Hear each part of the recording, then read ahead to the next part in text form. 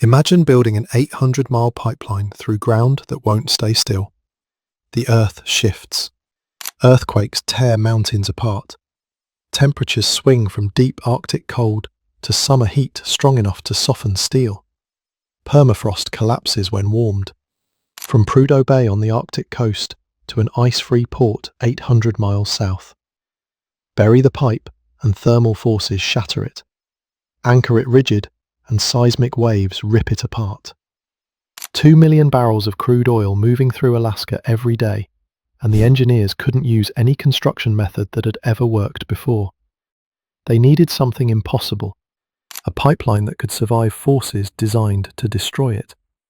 One equation wouldn't balance. Hot oil melts frozen ground. Melted ground collapses. Collapsed ground breaks pipes. Unless they found a way to cheat the physics. Alaska's oil wasn't discovered in a convenient place. It was found at Prudhoe Bay, on the Arctic coast, north of the Arctic Circle, hundreds of miles from the nearest ice-free port. There were no roads, no rail lines, no existing infrastructure capable of moving millions of barrels of crude oil to market, and leaving it in the ground was not an option. By the late 1960s, the United States was burning through domestic oil faster than it could replace it. Consumption was rising, imports were increasing, strategic vulnerability was becoming obvious, long before the oil shocks made it unavoidable. Prudhoe Bay changed the equation. The field contained billions of barrels of recoverable crude, enough to reshape North American energy security, enough to justify building something no one had ever attempted at this scale. But there was a problem. Every realistic route south crossed terrain that actively destroyed pipelines. The shortest path to an ice-free port ran through mountain ranges, earthquake faults, braided rivers, wetlands, and permafrost that only stayed solid as long as it stayed cold. Hot crude oil melts frozen ground. Melted permafrost turns into moving mud. Moving ground tears rigid steel apart. A buried pipeline, standard practice everywhere else, would fail here in months, not years, months. Yet the alternatives were worse. Shipping oil north through Arctic waters meant navigating sea ice most of the year. Building multiple smaller pipelines multiplied failure points and costs. Flying oil out was physically impossible at scale. Every option collapsed under basic math. One field, one viable port, 800 miles of hostile terrain in between. So the decision narrowed. If Alaska's oil was going to move at all, it would have to cross ground that shifted, cracked, froze, thawed, and shook every single year. This pipeline didn't begin as an engineering challenge. It began as an economic and strategic trap. And once the decision was made, there was no safe version of what came next. Because the engineers weren't asked to design a pipeline that wouldn't move, they were asked to design one that could survive movement on purpose. And that requirement changed everything. Permafrost isn't a single layer of frozen earth. It's zones of ice-bonded soil that vary in thickness, composition, and stability. Continuous permafrost, ground that stays frozen year-round at all depths, covered the northern sections of the pipeline route. Discontinuous permafrost, patches of frozen ground interspersed with unfrozen zones, dominated the interior. And in some areas, the permafrost was warm, hovering just below freezing, ready to collapse at the slightest temperature increase. The thermal problem was straightforward. Crude oil leaves the wellhead at 160 degrees Fahrenheit. Even after cooling during transport, it arrives at pipeline entry points at temperatures well above freezing. A buried pipe carrying hot oil acts like a radiator underground. Heat conducts outward through the steel pipe wall into the surrounding soil. In normal ground, this causes no structural problem. But in permafrost, heat transfer triggers catastrophic failure.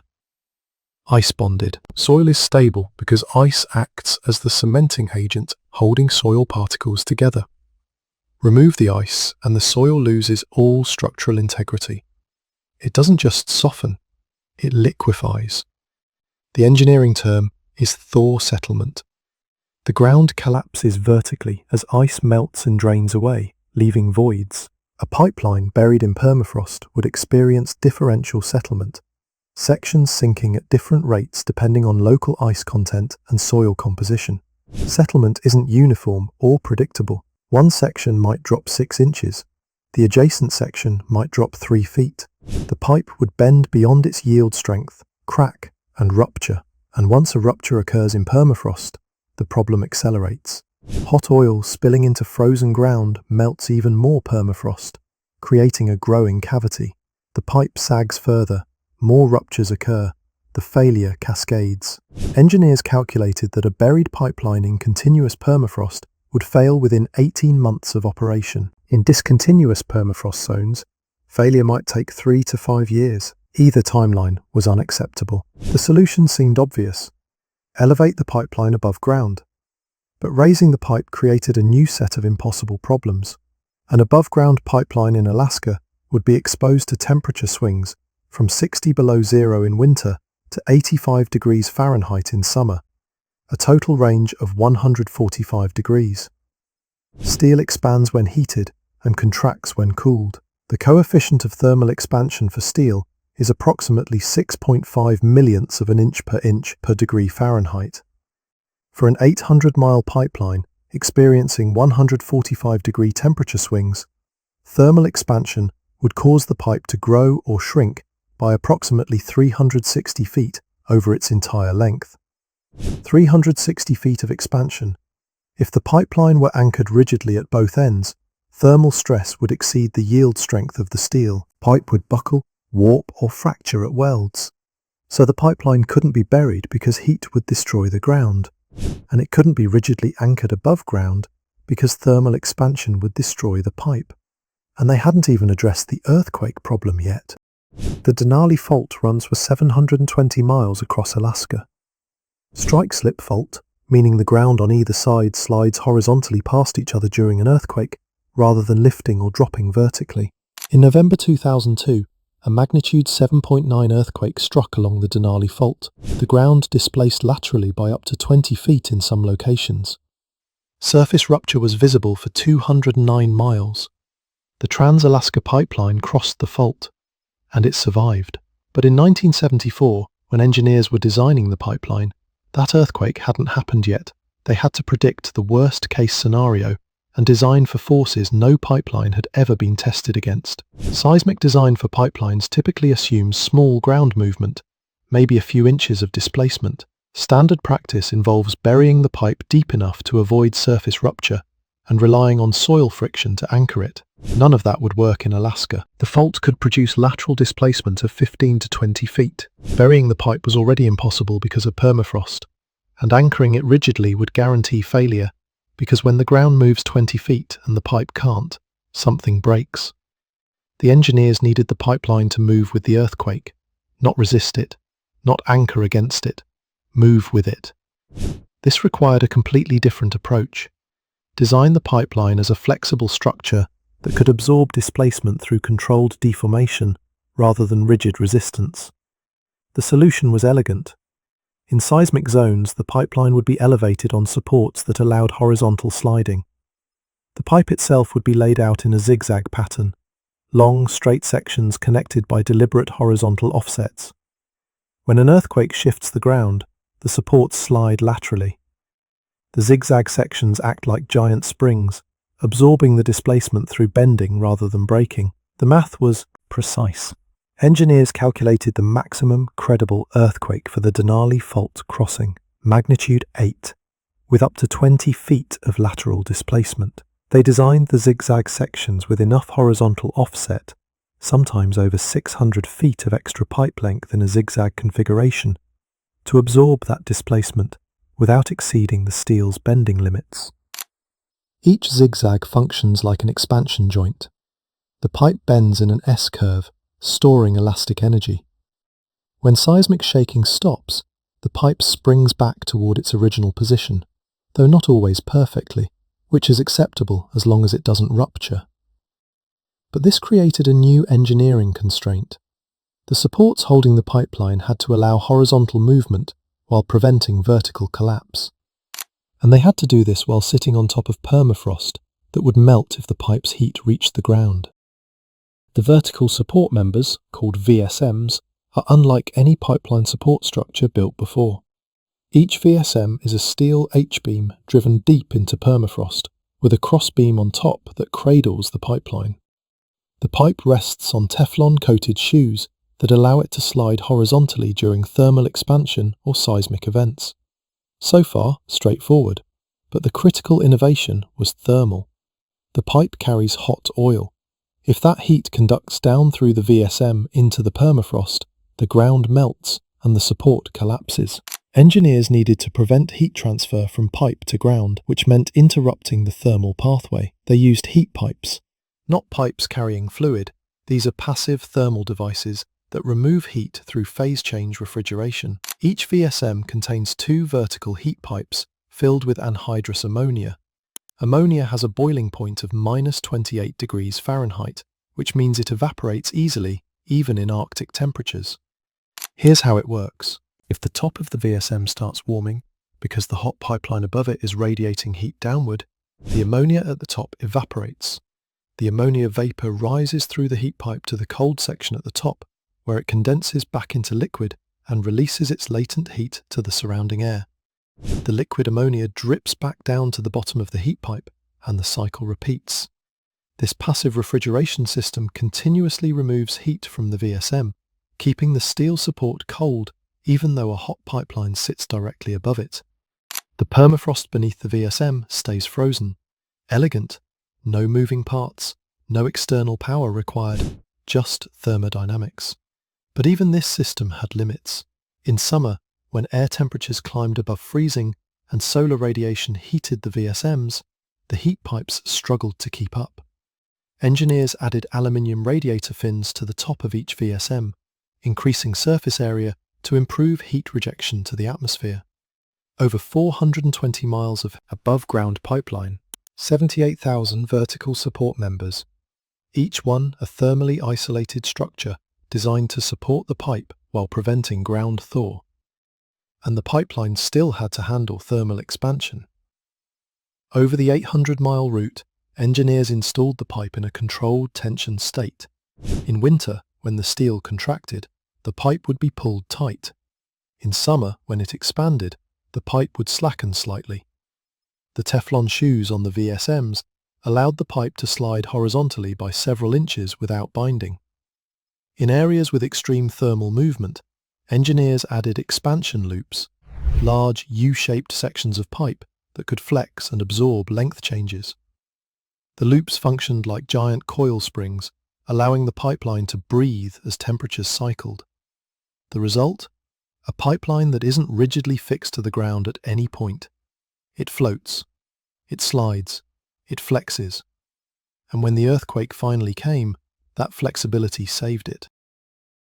Elevating the pipeline solved the permafrost problem and enabled seismic flexibility, but it created a new vulnerability: exposure. An above-ground pipeline is visible, accessible, and fragile. In November 1978, 4 years after construction began, a small explosive device detonated near the pipeline, rupturing the steel and spilling an estimated 16,000 barrels of crude oil. Sabotage never solved. The pipeline was shut down for 3 days while repairs were made. The incident revealed a fundamental tension in the pipeline's design. The very features that made it earthquake-resistant also made it vulnerable to human interference and accidental damage. A buried pipeline is protected by soil overburden, difficult to access, harder to damage. But Alaska's permafrost made burial impossible for most of the route. Engineers installed automated shut-off valves every 20 to 40 miles along the pipeline. If pressure sensors detected a sudden drop, indicating a rupture, the valves would close within minutes, isolating the damaged section and limiting the volume of oil spilled. The system worked, but limiting a spill still meant tens of thousands of barrels in a worst-case scenario. Environmental groups challenged the pipeline's construction throughout the 1970s, arguing that the ecological risks were unacceptable. Caribou migration routes crossed the pipeline. Salmon streams ran underneath it. A major spill in the Arctic ecosystem could cause irreversible damage. Engineers designed wildlife crossings, sections where the pipeline was buried deep enough for caribou to cross safely, or elevated high enough for animals to pass underneath. Thermal insulation and additional refrigeration kept the ground frozen in buried sections. But the environmental concerns weren't just about design. They were about the fundamental reality that moving 2 million barrels of oil per day through pristine wilderness created risks that no engineering solution could fully eliminate. The pipeline's safety record would ultimately depend on operational vigilance, maintenance discipline, and the ability to respond rapidly when failures occurred. And failures would occur. The only question was whether the system could contain them. November 3rd, 2002, 1:12 p.m. Alaska Standard Time. A magnitude 7.9 earthquake struck along the Denali Fault, epicenter approximately 90 miles south of Fairbanks. Ground displacement reached 14 to 18 feet horizontally along sections of the fault. The Trans-Alaska Pipeline crossed the fault at milepost 673. Seismic waves arrived at the pipeline crossing within seconds. The ground lurched laterally. Support structures slid horizontally on their Teflon shoes. The zigzag sections flexed, bending into exaggerated S-curves as the ground beneath them shifted. Sensors along the pipeline detected the seismic activity immediately. Automated systems began shutting down pumping stations to reduce pressure and minimize potential spill volume if a rupture occurred. Pipeline operators in Valdez watched real-time data feeds. Pressure readings fluctuated but remained within acceptable ranges. No catastrophic pressure drops. Number, indication of rupture. Within 2 hours, helicopter crews were in the air, conducting aerial inspections of the pipeline route near the epicenter. They found the zigzag sections visibly deformed, bent into sharp curves, with some sections displaced laterally by up to 5 feet from their original alignment. But the pipe hadn't ruptured, the welds held. The steel absorbed the deformation without fracturing. Engineers had designed the pipeline to withstand up to 20 feet of lateral displacement. The earthquake produced 14 to 18 feet. The system performed exactly as intended, absorbing seismic energy through controlled flexibility rather than catastrophic failure. One support structure failed. A single VSM cracked at the base, where stress concentration exceeded design limits, but the adjacent supports held, preventing the pipeline from collapsing to the ground. Repairs took 6 days. Workers realigned the deformed zigzag sections, replaced the damaged support, and inspected every weld and joint within 5 miles of the fault crossing. Non-destructive testing, ultrasonic scans, radiography confirmed structural integrity. The pipeline resumed operation on November 9th. The 2002 Denali earthquake remains the largest seismic event the Trans-Alaska Pipeline has experienced. It validated 30 years of engineering assumptions and proved that a flexible, elevated pipeline could survive forces that would have destroyed any conventional buried structure. But the test also revealed something engineers hadn't fully anticipated. The pipeline's flexibility was its greatest strength, but it also meant the structure was constantly moving, constantly adjusting, constantly wearing against its supports and joints. Long-term fatigue would become the real challenge. The Trans-Alaska Pipeline has been operating for over 47 years. Peak throughput occurred in 1988 when it carried 2.1 million barrels per day. Today, throughput has declined to approximately 500,000 barrels per day as Prudhoe Bay production declines. The pipeline is operating at roughly 25% of its design capacity. Lower throughput creates new engineering problems. Crude oil flowing through the pipeline at reduced rates cools more during transit, increasing viscosity and making it harder to pump. In winter, sections of the pipeline can approach freezing temperatures, risking wax deposition and flow blockages. Operators add heat at pumping stations and blend lighter crude oils to maintain flow properties. But the fundamental challenge remains. The pipeline was designed for high-volume continuous operation, and low-volume operation stresses the system in ways the original engineers didn't fully anticipate. Corrosion is the long-term enemy. External corrosion from weathering. Internal corrosion from crude oil contaminants, hydrogen sulfide, carbon dioxide, salt water produced alongside the oil. Regular inspections using intelligent pigs, robotic devices that travel through the pipeline, measuring wall thickness and detecting cracks, identify problem areas before failures occur. Sections of pipe have been replaced. Coatings have been upgraded. Cathodic protection systems prevent electrochemical corrosion. The pipeline requires constant maintenance to remain operational. And the political debate continues. Climate activists argue that continued operation of the pipeline perpetuates dependence on fossil fuels. Energy advocates argue that North American oil production reduces reliance on imports from geopolitically unstable regions. The engineering achievement remains undeniable. Engineers designed a structure that could survive forces that conventional pipelines couldn't withstand. They solved problems, permafrost, thermal expansion, seismic displacement that had no precedent in pipeline construction. The Trans-Alaska Pipeline proved that infrastructure could be built in environments previously considered impossible, not by forcing rigid structures onto hostile terrain, but by designing systems flexible enough to coexist with forces they couldn't resist. The pipeline floats, it slides, it bends, and it's still carrying oil 47 years later, not because it fights Alaska, but because it learned to move with it. If this story got under your skin, the kind of engineering that doesn't fight nature but learns to flex with it, hit subscribe. We dig into the systems that work when everything else breaks. More impossible builds ahead.